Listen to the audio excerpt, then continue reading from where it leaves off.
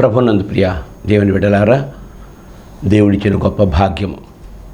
ఆయన ప్రియకుమారుని నీ కొరకు నా కొరకు లోకానికి పంపించి మన పాపాల కొరకు ప్రాయశ్చిత్తం చేశాడు.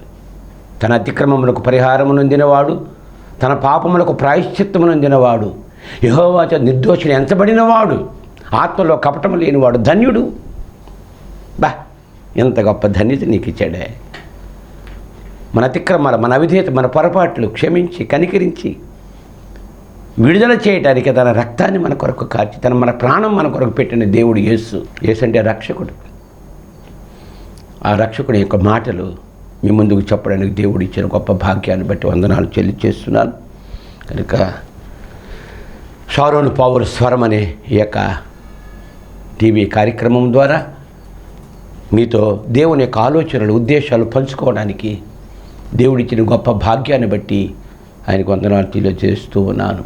నేను నాకు ఎంత పెద్ద చదువు లేదు, అంత పెద్ద రాదు, కానీ మా నాన్న మా అమ్మగారు భక్తులు. వారు నా కొరకు ప్రార్థించేవాళ్ళు, కన్నీరు కార్చేవాళ్ళు. నన్ను చాలామంది మా సంఘం బిడ్డలు అనేవాళ్ళు, పండిత పుత్ర సొంటహ అనేవాళ్ళు. మీ నాన్న పండితుడు చక్రవర్తి, ఏమి నువ్వు సొంటలా తయారయ్యావైన వాడు. మా నాన్నగారు శిష్యుడు ఉన్నాడు, నిడదవోలు సుందర్రావు గారు. ఆయన అంటాడు, అయ్యా సంగీతరావు గారు నాకు చిన్నప్పటి నుంచి నాకు తెలుసు, అయితే నా జీవితం చేతులారా పాడు చేసుకున్నాను. అయితే దేవునిదే ఆ గురువు గారి యొక్క సాహచర్యం చేత కొన్ని వాక్యాలు నేర్చుకోగలిగాను. ఆయన గురించి మాట్లాడడానికి, దేవుని మాట చెప్పడానికి ఆయన నాకు గురువుగా పెట్టుకున్నాను. నేను ఇంతకుముందే ఆయనతో ఉంటే, మొట్టమొదటి నుంచి ఆయనతో ఉంటే ఇంకెంత పాండిత్యం నేర్చుకునేవాడినో, భక్తి నేర్చుకునేవాడినో. నేను చాలా మిస్ అయిపోయాను. అనేక దెబ్బలు తిని అయితే దేవుడు కరుణించాడు. ఈనాటికి ఆయన దేవుని పక్షంగా నిలబడి ఆయన మాటలు చెప్పే గొప్ప కృప నాకు ఇచ్చాడయ్యా. ఆయన గొప్ప దైవజనుడయ్యా. మా ఇంట్లో ఆయన రోజుకు ఒకసారైనా ఆయన పేరు మీద తలుచుకోకపోతే మా రోజు గడవదండి అని చెప్పాడు నిడదవోలు సుందర్రావు గారు. గొప్ప భక్తుడు, మహాజ్ఞాని. మా నాన్నగారు అనేవాడు, సుందర్రావు గారు మహాజ్ఞానిరా, ఆయన దగ్గర ఎన్నో మనం నేర్చుకోవాలి అని చెప్పేవాడు సుందర్రావు గారు. మరి వారి అమ్మగారు మంచి సువర్ణ అమ్మగారు, చక్కని భక్తురాలు, చక్కని కూతురు, చక్కని మనవరాలు. ఆ కుటుంబానికి ఎంతో అనేక విధాలుగా మాకు సహాయం చేస్తుండేవాళ్ళు. దేవుడు వారిని, వారి కుటుంబాన్ని దీవించాలి అని మరొకసారి ప్రార్థిస్తూ ఉన్నాను. కనుక ఈ టీవీ పరిచర్యలో మరి ముందుకు సాగడానికి సురేష్ బాబు గారు, రాజా రమేష్ గారు అన్నదమ్ములు మరి కార్యక్రమాన్ని నడిపిస్తున్నారు. వారిని, వారి కుటుంబాన్ని దేవుడు దీవించాలని మరి ఒకసారి జ్ఞాపకం చేస్తూ వారిని దీవిస్తూ ఉన్నాడు. దేవుని మాటలు, బైబిల్ అంటే దేవుని మాటలు. బైబిల్ అంటే ఒక చరిత్ర గ్రంథం కాదు, ఒక మత గ్రంథం కాదు. బైబిల్ చాలామందికి తెలియదు. దేవుడిచ్చిన గ్రంథం, దేవుని మాటలు. బైబిల్ అంటే దేవుడు మనతో మాట్లాడుతున్నాడని. కనుక మరి దేవునితో మాట్లాడి ఎంతమందికి ఇష్టం ఉండాలి ఇష్టం అంటే దేవునితో ఎందుకు మాట్లాడవండి. దేవుడు అంటే మాట్లాడేవాడు, నీ ఆపదలు ఆదుకునేవాడు. కనుక నా ప్రియ సహోదరి సహోదరులారా, ఈ యొక్క మరి ప్రార్థన టీవీ వారు చక్కని ఏర్పాట్లు చేస్తున్నారు. మరి వారి ద్వారా ఈ పరిచర్య మరి అనేక మంది సేవకులు ఇక్కడికి వచ్చి దేవుని మాటలు చెప్పి ప్రజలను పురుకొల్పాలి. అంత్య దినాలలో ఉన్నాం, చివరి దినాలలో ఉన్నాం, ప్రభు వచ్చే రోజుల్లో ఉన్నాం. ఈ ఆకాశం భూమి నశించిపోతుంది, నాశనమైపోతుంది. అప్పటికి అనేక సూచనలు కనిపిస్తున్నాయి. ఈ మధ్యనే రష్యా, ఈ మధ్యన జపాన్ సునామీ వచ్చిందని వింటున్నారు. ఒక పక్క రష్యా ఉక్రెయిన్ యుద్ధాలు జరుగుతున్నాయి. ఈ మధ్యనే ఇరాన్కి ఇజ్రాయెల్ యుద్ధాలు జరిగాయి. సముద్ర మట్టాలు పెరిగిపోతున్నాయి. ప్రపంచంలో ఐస్ కరిగిపోతుంది. వాతావరణం వేడెక్కిపోతుంది. ఇవన్నీ ఈ ప్రపంచ నాశనానికి నాంది ప్రస్తావనలు జరుగుతున్నాయి. అయితే మనిషికి అర్థం కావటంలా, తన వ్యాపారమే తనది, తన ఉద్యోగమే తనది, తన వ్యవసాయమే తనది. దేవుడంటే భయం లేదు, నీతి లేదు, భయం లేదు. నా ప్రియ సహోదరి సహోదరులారా, మొన్ననే మా అమ్మాయి నేను హైదరాబాద్లో ఒక షాప్కి వెళ్తే ఆ షాప్ యజమాని రాజస్థాన్, అతను మిక్సీలు బాగు చేస్తూ ఉంటాడు. ఆయన అడిగాను, ఎందుకండి మీ అబ్బాయిని, మీ పిల్లల్ని ఉద్యోగాలు చేయించరు, వ్యాపారం చేయిస్తారంటే, ఉద్యోగాలు ఉంటే రేపు పోతాయండి, గ్యారంటీలు ఉద్యోగాలకి. వ్యాపారం అంటే ఏదో కుటుంబం నడుస్తుంది, సహనం, ఓర్పు ఉండాలి అని చెప్పాడు. అప్పుడు ఒక మాట చెప్పాడు, నా అయ్యగారు సేవకుడులా ఉన్నాడు అనుకుని ఉంటాడు బహుశా, గురువుగారు అనుకుని ఉంటాడు బహుశా, గడ్డం చూసి నన్ను చూసి. గురువుగారు ఒక మాట చెప్తాను వినండి అన్నాడు. మా ఇంటిలో రాజస్థానీ గృహాల్లో ప్రొద్దున్నే లెగిసి స్నానం చేసి పూజ చేసిన తర్వాతే టీ కానీ టిఫిన్ కానీ ఏదైనా సరే. ప్రొద్దున లేవగానే స్నానం చేయాలా, పూజ చేసుకోవాలా, అప్పుడే టీ కానీ నీళ్ళు కానీ భోజనం కానీ. మా అమ్మాయికి చెప్పాను, చూడమ్మా ఇదే నీతి అంటే అదేనమ్మా, దేవుడంటే భయం అదేనమ్మా. పేతురు చెబుతున్నాడు, దేవుని బిడ్డ దేవుని సేవకుడు పేతురు గారు అపోస్తల కార్యగ్రంథంలో 10వ అధ్యాయంలో 34, దేవుడు పక్షపాతి కాడు నిజముగా గ్రహించి ఉన్నాను. ప్రతి జనం అంటే హిందువులు కానీ మహమ్మదీయులు కానీ బౌద్ధులు కానీ జైనులు కానీ ఎండకాయు భూమండలం అంతా ఎంతమంది అయితే ఉన్నారో ప్రతి జనములోనూ ఆయనకు భయపడి నీతిగా అనుసరించు వారిని, నీతిగా నడుచుకున్న వారిని ఆయన అంగీకరించును. ప్రతి జనములోనూ దేవుడంటే భయం ఉండాలి, నీతిగా నడుచుకోవాలి. దుర్నీతిగా కాదు, నీతిగా నడుచుకో. దేవుడంటే భయం కలిగి ఉండాలి. అప్పుడే నిన్ను ఆయన ఆకర్షిస్తాడు, నీ దగ్గరికి వస్తాడు. ఆయన చెప్పాడు, మేము రాజస్థాన్ అండి ఇంట్లో పూజ చేయకుండా ఉదయాన్నే మేము అన్నం తినము, టిఫిన్ తినము, టీ తాగము. అది నీతి అమ్మా. నిజమే డాడీ అంటుంది మా అమ్మాయి. నిజమే. వాళ్ళు ఎందుకు వ్యాపారాలు అభివృద్ధి చెందుతున్నారంటే వారికి దేవుడంటే భయం ఉంది, నీతి ఉందండి.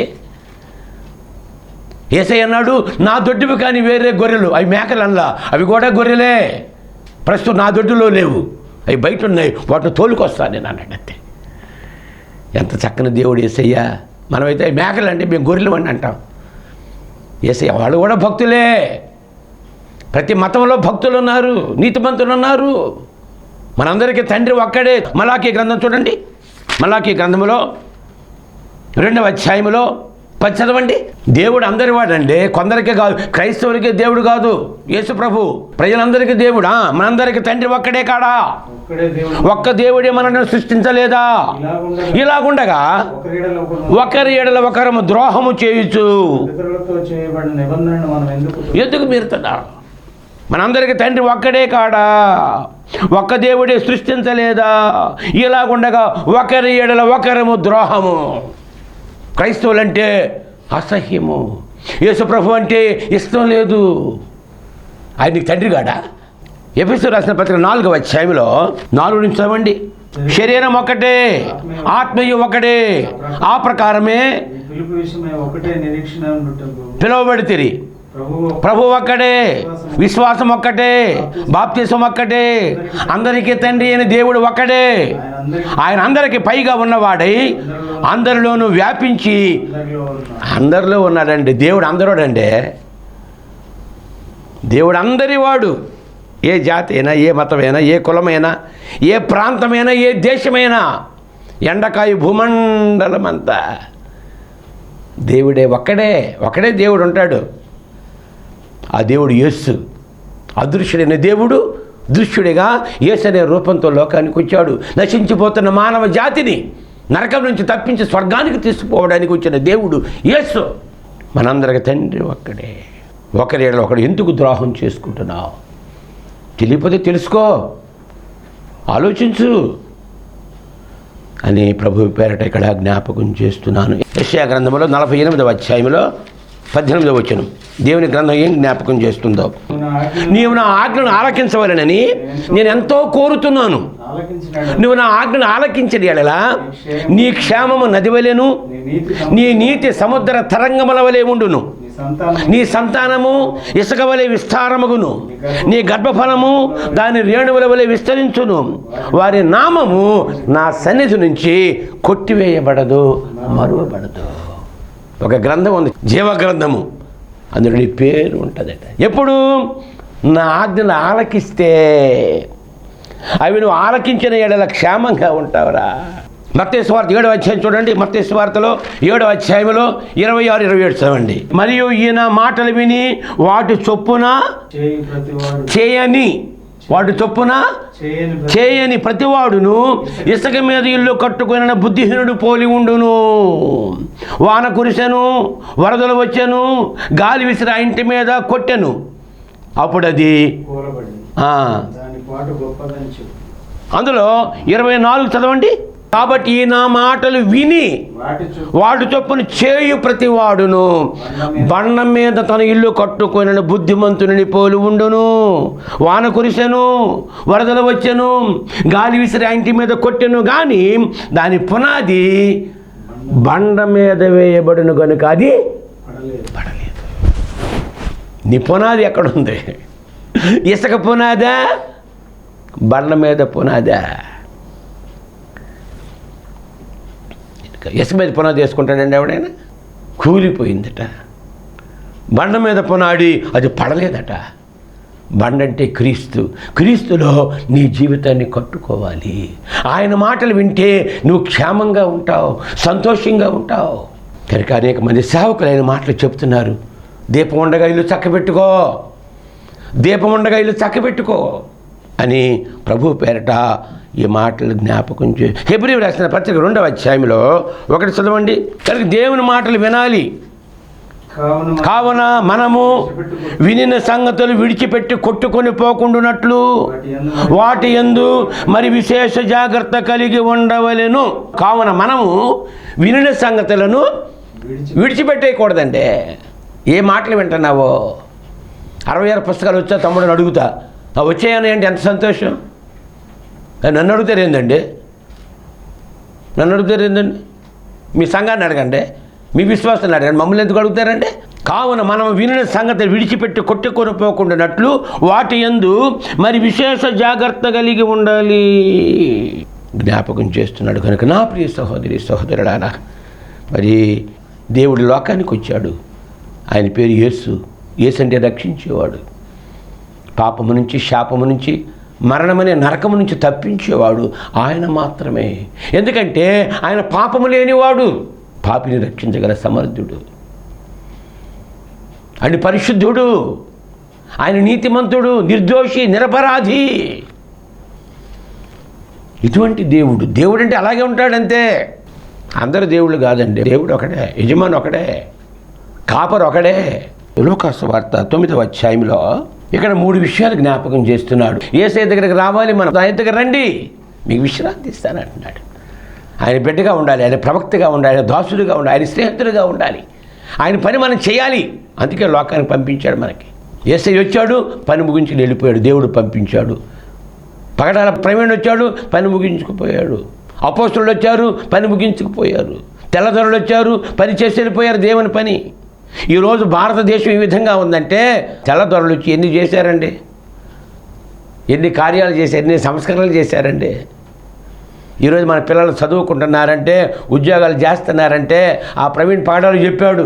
అయ్యా, మన దేశంలో పూర్వకాలంలో ఆడపిల్లలు చదువుకోకూడదు, పేదోడికి చదువు ఇవ్వకూడదు, నానా బాధలు పెట్టారయ్యా, మనుషుల్నే మనుషులుగా చూడలేదయ్యా అని చెప్పినందుకు ఆయన లేపేశారు అంతే. యోహాను సువార్తలో 3వ అధ్యాయంలో 19 చదవండి. ఆ తీర్పు ఇదే: వెలుగు లోకములోనికి వచ్చెను, కానీ తమ క్రియలు చెడ్డమైనందున మనుష్యులు వెలుగుని ప్రేమించక చీకటినే ప్రేమించిరి. దుష్కార్యము చేయు ప్రతివాడును వెలుగును ద్వేషించును, తన క్రియలు దుష్క్రియలుగా కనపడకుండానట్లు వెలుగునొద్దకు రాడు. సత్యవర్తనుడైతే తన క్రియలను దేవుని మూలముగా చేయబడి ఉన్నవని ప్రత్యక్ష పరచబడినట్లు దేవుడు వెలుగు. యేసయ్య అన్నాడు, నేను లోకానికి వెలుగుని అన్నాడు. అంతే. నా దగ్గరికి రా, నేను వెలుగుగా చేస్తా, ఉప్పుగా చేస్తా. వెలుగు వచ్చింది కానీ చీకటి ప్రేమిస్తున్నాడు. వెలుగులోకి వస్తే బండారం బయటపడిపోతుంది, నీ వ్యక్తిగత జీవితం బయటపడిపోతుంది. ఆయనకి ఇష్టం లేదు బయటపడ్డాం. ముడి కడుక్కోవద్దా? కనుక నా ప్రియ సహోదరి సహోదరులారా, కనుక యేసయ్య లోకానికి పంపించాడు నిన్ను. You have a purpose. ఒక పని మీద పంపించాడు నిన్ను. ఆ పని మర్చిపోతున్నావు, లోకంలో కలిసిపోతున్నావు, మునిగిపోతున్నావు. ఏమిటా పని? లూకా సువార్తలో 57 నుంచి చదువుతాం. కొన్ని పాయింట్లు జ్ఞాపకం చేస్తాను. యేసయ్య లోకానికి వచ్చాడు. ఆయన కన్య మరియమ్మ గర్భంలో పుట్టాడు. 33 సంవత్సరాలు జీవించాడు. సేవ 3.5 సంవత్సరాలు చేశాడు.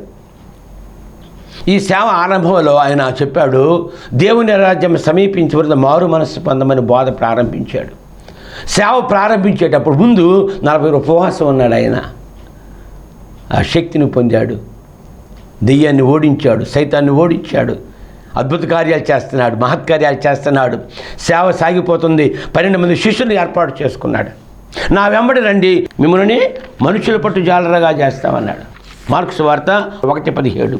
యేసు, నా వెంబడి రండి, నేను మిమ్మల్ని మనుషుల పట్టు జాలరగా చేసేదనని వారితో చెప్పాను. యేసయ్య చేస్తున్నాడు ప్రయాణంలో.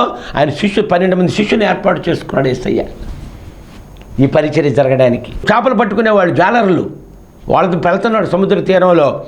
నా వెంబడి రండి, నేను మిమ్మల్ని మనుషుల పట్టు జాలరుగా చేసేదని వారితో చెప్పాను.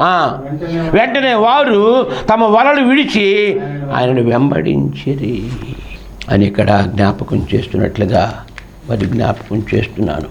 కనుక మరి ఆయనను వెంబడించాలి, విశేష జాగ్రత్త కలిగి ఉండాలి, ఈ మాటల చొప్పున చెయ్యాలి, ఆయన ఆజ్ఞను ఆలకించాలి అని ఇక్కడ జ్ఞాపకం చేస్తూ ఉన్నాను. ఒకవైపు శిష్యులు వెంబడిస్తున్నారు, 12 మంది శిష్యులు ఏర్పాటు చేసుకున్నాడు. ఒకవైపు ప్రజలందరూ వెంబడిస్తున్నారు ఆయన గురించి. ఆయన ఎక్కడుంటే ఆయన అక్కడ మనుషులే, జనాలు, గుంపులు గుంపులు, మల్టిట్యూడ్స్, గుంపులు గుంపులు, అద్భుతాలు, మహత్కార్యాలు, గొప్ప కార్యాలు చేస్తున్నాడు. యోహాను సువార్త 6వ అధ్యాయంలో 24. కాబట్టి యేసును ఆయన శిష్యులను అక్కడ లేకపోవట జనసమూహము చూచినప్పుడు వారు ఆ చిన్న దోణి ఎక్కి యేసుని వెతుకుచు కపెర్నహూముకు వచ్చిరి. యేసయ్య అక్కడ లేడు, శిష్యులు లేరు, వీళ్ళు ఎతుకుతున్నారు.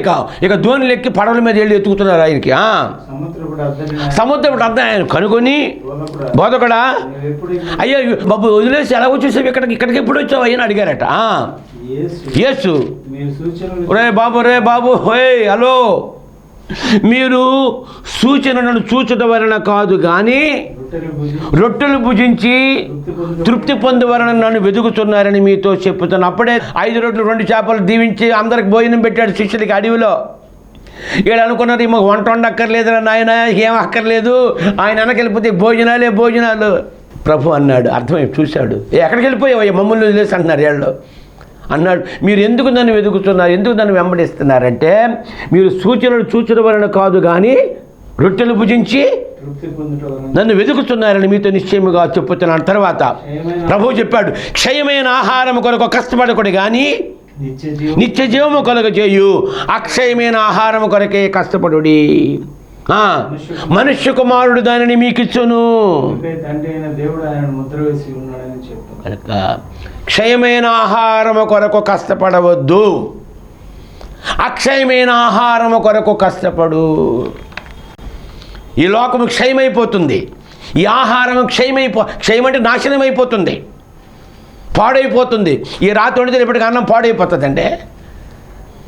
అక్షయమైన ఆహారము, ఆత్మీయ ఆహారము, దేవుని వాక్యము నీ ఆత్మకు కావాలా, అది మనిషికి వాడు ఇవ్వడానికి నేను వచ్చాను అని ఇక్కడ జ్ఞాపకం చేస్తున్నాడు. కనుక నా వెనక ఎందుకు వస్తున్నారు, తిండి కోసం పరిగెడుతున్నారు అంతే.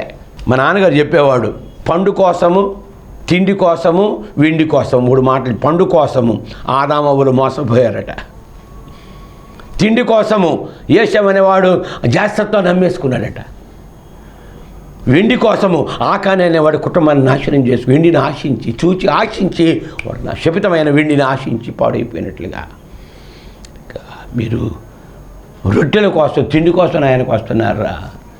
మీరు క్షయమైన ఆహారం కోసం వద్దు నాయన, ఈ లోకం పోతుంది, మనం పోతాం, కష్టపడితే వస్తుంది చాలు. అక్షయమైన ఆహారం కొరకని ఇక్కడ జ్ఞాపకం. నా ప్రశ్న, యేసయ్యను ఎందుకు వెంబడించడం, శిష్యులు ఎందుకు వెంబడించారు? ప్రజలేమో ఆహారం కొరకు వెంబడిస్తున్నారు, శిష్యులేమో ఆయన కార్యాల కొరకు ఆయనలో మరి వెంబడించినట్లుగా చూస్తుంది. ఇక్కడ చూస్తే లూకాసు వార్త 9వ అధ్యాయంలో 57-58 చదవండి. వారు మార్గమును వెళుతుండగా ఒకడు, యేసయ్య, వాడికి త్యాగం వచ్చి ఎందుకురా బాబు ఈ లోకంలో, యేసయ్య ఎలాగ చెప్తున్నాడు, అయ్యా నువ్వు ఎక్కడికి వెళ్ళినను నీ వెంట వచ్చేదనని చెప్పాడు. అయ్యా నీ వెనక వచ్చేస్తే. ఇక నన్ను ఈ మధ్యన ఒక ఆయన రాజమండ్రి నుంచి ఫోన్ చేస్తాడు, ఒక లంకలో నుంచి. ఆయన పేరు ఇస్సాక్ గారు, వాళ్ళకి 3 కొడుకులు. ఒక ఆయన ఇన్కమ్ ట్యాక్స్ డిపార్ట్మెంట్లో విజయ్ కుమార్ అని ఉంటాడు, ఇక్కడే విజయవాడలో ఇన్కమ్ ట్యాక్స్ డిపార్ట్మెంట్లో పనిచేస్తాడు. ఒక కొడుకేమో పోస్టల్ డిపార్ట్మెంట్లో ఉద్యోగం, ఒక ఆయన టీచరు. ఆయన రిటైర్ అయిపోయాడు. అయ్యగారు మీ దగ్గర నేను ఉండాలి అయ్యగారు అంటాడు. అంతే, నాకు పెన్షన్ వస్తుంది, నాకు తిండి మీద పెట్టక్కర్లా, మీ దగ్గర శిష్యరకం చేయాలా?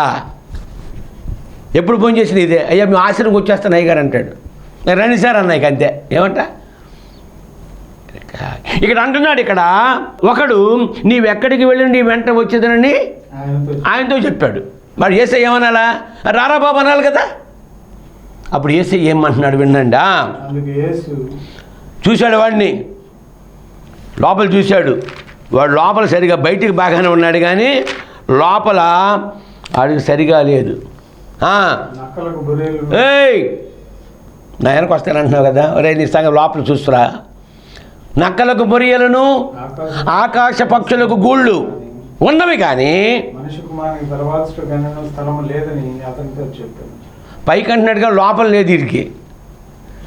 పైకి అంటున్నాడు, అయ్యా నువ్వు ఎక్కడికి వెళ్తే అక్కడికి వచ్చేస్తాను, నీ వెనక వచ్చేస్తాను ఆయన. ఫ్రీ ఫుడ్డు, ఫ్రీ అకామిడేషను, అంతా ఫ్రీ. నక్కలకు బొరియలు ఉన్నాయి, ఆకాశ పక్షులకు గూళ్ళు ఉన్నాయి, మనుష్య కుమారునికి తలవాల్చుతో ఒక స్థలం లేదురా నీ గుండెల్లో. చూడండి ఆ యోహాను సువార్త 2వ అధ్యాయంలో 24 చదవండి. యేసు అందరినీ ఎరిగిన వాడు గనుక వారి వశము చేసుకొనలేదు. ఆయన మనుష్యుని ఆంతర్యము ఎరిగిన వాడు గనుక ఎవడును మనుష్యుని గురించి ఆయనకు ఆయన తెలిసిపోతుంది. మనం చూడగానే, మనం కూడా ఒకడు చూడగానే అర్థమైపోతుంది ఏంటి సరైనవాడు కాదని. జాగ్రత్త. నక్కలకు బొరియలు ఉన్నాయి, ఆకాశ గూళ్ళు ఉన్నాయి కానీ నాకు స్థలం లేదు వాడు హృదయంలో. 59 మరి ఒకరితో నా వెంట రమ్మని చెప్పాను.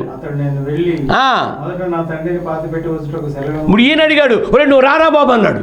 వాడు హృదయం బాగానే ఉంది. రా. ఆడేమన్నాడు?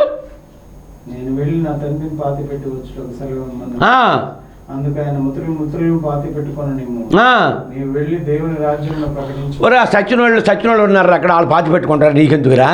మా నాన్న మా అమ్మ మా ఇల్లు ఏందిరా ఇది, రా దేవుని సువార్త ప్రకటించురా అన్నాడు.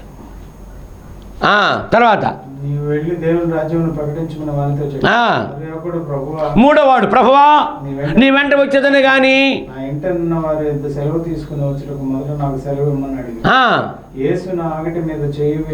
నాగటి మీద చెయ్యి వేసి ఎవడును దేవుని రాజ్యమునకు పాత్రుడు కాడు. అయ్యా మా ఇంటికి వెళ్ళాలా, మా ఆవిడ పర్మిషన్ ఉండాలా, మా అమ్మ పర్మిషన్ ఉండాలా, మా నాన్న పర్మిషన్. అరే నాగటి మీద చేయబెట్టిన వాడు వెనక తూరికి చూడకూడదురా. ఈ 3 విషయాలు మనం జ్ఞాపకం చేసుకుంటే యేసు ప్రభువుని వెంబడించాలంటే లోకం మీద కలిసిపోతే చేయలేమండి. ఈ డబ్బు, ఈ బంగారం, ఈ సుఖాలు, ఈ ఏసీలు, ఈ కారు. ఏసీ లేకపోతున్నారు చర్చిల్లో. అయ్యా ఏసీ పెట్టండి అయ్యారు. ఎక్కడి పెడతారు ఏసీ? ఎక్కడి నుంచి వస్తుంది ఏసీ? ఆ ఇంట్లో సాగుడు ఇంట్లో ఉంటుంది, సంఘంలో బెడ్డ. ఇంట్లో మాత్రం అంత పట్టుపరుపులన్నీ ఉంటాయి. వెంబడించమంటే వస్తామన్నాడు, వాడు హృదయంలో చోటు లేదట. ఒకడు యేసయ్య రమ్మంటే మా నాన్న మాయమ్మ అంటున్నాడట. ఒకడు యేసయ్య రమ్మంటే మా కుటుంబ పర్మిషన్ కావాలండి. ఇటువంటి వాళ్ళు ఏ సేవ చేయగలరండి? వెంబడించడం అదేనా? మత్తయి 16:24 చదవండి ఏముందో. యేసయ్యను వెంబడించడం అంటే ఏంటి? మా నాన్నగారు చెప్పాడు, సేవ అంటే ఏమనుకుంటున్నావురా అన్నాడు మా నాన్న. ఏంటి చేయగారు చెప్పమంటే పూటకు ముద్ద పండగ ఒక బట్ట అన్నాడు మా నాన్న. అంతే, దట్స్ ఆల్. పూటకు ముద్ద పండగ ఒక బట్ట, ఇది సేవ చేయడానికి విధానం. యేసయ్య చెప్తున్నాడు, యేసు తన శిష్యులను చూచి ఎవడైనను నన్ను వెంబడించగోరిన ఎడలా తాను ఉపేక్షించుకొని తన సిలువను ఎత్తుకొని వెంబడించవలెను. తన ప్రాణమును రక్షించుకొని కోరువాడు దానిని పోగొట్టుకొనును. నా నిమిత్తము తన ప్రాణమును పోగొట్టుకున్నవాడు దానిని దక్కించుకొనును. తర్వాత ఒక మనుష్యుడు లోకమంతయు సంపాదించుకొని తన ప్రాణం పోగొట్టుకుంటే వానికి ఏమి ప్రయోజనము? 19:27 ఏముందో. శిష్యులు అడిగారు, అయ్యా నేను వెంబడించాను కదా మాకేంటి ప్రయోజనం అన్నారు. ధనవంతుడు పరలోకి వెళ్ళడం అన్నాడు యేసయ్య. మరి మా సంగతి ఏందన్నాడు. అప్పుడు పౌలు చెప్తున్నాడు యేసయ్య, సమస్తం విడిచిపెట్టి నేను వెంబడిస్తూ మాకేమి దొరుకునని అడిగాను. యేసు వారితో ఇట్లనెను, ప్రపంచ పునర్జననమందు మనుష్య కుమారుడు తన మహిమగల సింహాసనము మీద ఆసీనుడై ఉండినప్పుడు నన్ను వెంబడించిన మీరును 12 సింహాసనముల మీద ఆసీనులై ఇశ్రాయేలు 12 గోత్రాల వారికి తీర్పు తీర్చుదురు. నా నిమిత్తము అన్నదమ్ములనైనను అక్కచెల్లెండనైనను తండ్రినైనను తల్లినైనను పిల్లలనైనను భూములనైనను ఇండ్లనైనను విడిచిపెట్టిన ప్రతివాడు 100 రెట్లు పొందును. ఇదిగాక నిత్య జీవమును స్వతంత్రించుకొనును. మొదట వారు అనేకులు, కడపటి వారైపోతారు. కడపటి వారు మొదటి వారైపోతారు. నా నిమిత్తం విడిచిపెట్టు. అది యేసయ్యను వెంబడి పోగు చేసుకోవడం కాదు, వెంబడించడు. విడిచిపెట్టాలి, తల్లిదండ్రుల కుటుంబాన్ని విడిచిపెట్టాలి, వ్యాపారం విడిచిపెట్టాలి, డబ్బు విడిచిపెట్టి పరలోకం పోవాలి. ఇది శాశ్వతం కాదు. ఇది నా ప్రియ సహోదరి సహోదరులారా, నన్ను వెంబడించడం అంటే అయ్యా హృదయం చోటు ఇవ్వాలి ఆయనకి. ఆయన చెప్పించి చేయాలి, ఆయన ముందు పరిగెత్తాలి, ఆయన రాజ్యం వ్యాప్తి చేయాలి. ఇది ఆయన వెంబడించడం అంటే. కనుక పరలోకంలో సింహాసనాలు, కిరీటాలు ఇస్తామంటున్నాడు. మమ్మల్ని మిక్కిలిగా ప్రేమించిన మా పరలోకపు తండ్రి యేసయ్య నీకు వందనాలు. నిన్ను వెంబడించే కృప, ఆ భాగ్యాన్ని మాకు ఇచ్చావు, నీకు స్తోత్రాలు నాయన. మీరు ఈ లోకంలో కాదు, పరలోకంలో. ఈ లోకం అశాశ్వతం, ఈ లోకం నాది కాదు, పరలోకం నాది. నేను అక్కడి నుంచి పరలోకం నుంచి వచ్చానన్నావు ప్రభువా. ఆయన నీ పని చేయడానికి ఇచ్చిన గొప్ప ఆధిక్యతను బట్టి స్తోత్రాలు. సేవకులను దీవించండి, సంఘాలు దీవించండి, మందిరాలు దీవించండి, నీ రాజ్యానికి సిద్ధపరచండి.